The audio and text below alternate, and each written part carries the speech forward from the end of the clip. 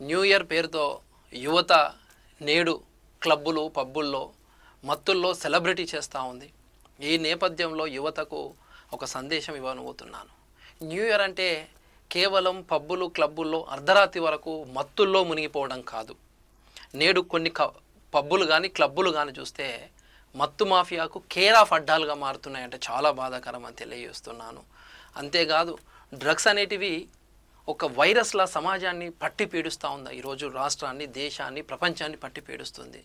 ఒక యువకుడికి మాత్రమే కాదు, వారి యొక్క కుటుంబాన్ని, వారి తరం భవిష్యత్తును అంధకారంలోకి నెట్టివేస్తూ ఉందని, చివరగా దేశ భవిష్యత్తునే ప్రమాదంలోకి నెట్టివేస్తుంది డ్రగ్స్, మందు ఇవన్నీ. సో యువతకు నేను స్పష్టంగా చెప్పాలనుకున్నది ఒకటే, నేటి వినోదం కాదు, రేపటి దేశ నిర్మాతలు మీరు ఒక్కసారి అర్థం చేసుకోండి. మీరు రేపటి తరానికి హీరోలు. దేశ తలరాతలు మార్చగల శక్తి నైపుణ్యం మీ చేతుల్లోనే ఉంది. యువత మేలుకో, దేశాన్ని ఏలుకో. ఓ కవి అన్న మాట గుర్తు చేస్తూ ఉన్నాను.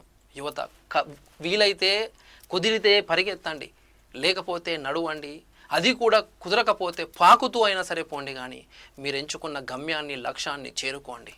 మత్తులో కాదు, బలమైన సంకల్ప బలంతో జీవించండి. క్లబ్బుల్లో కాదు, క్రమశిక్షణతో మీ విజయాన్ని సెలబ్రేట్ చేసుకోండి. ఈ న్యూ ఇయర్ అనేది మనం ఒక్కసారి ఆలోచన చేయండి.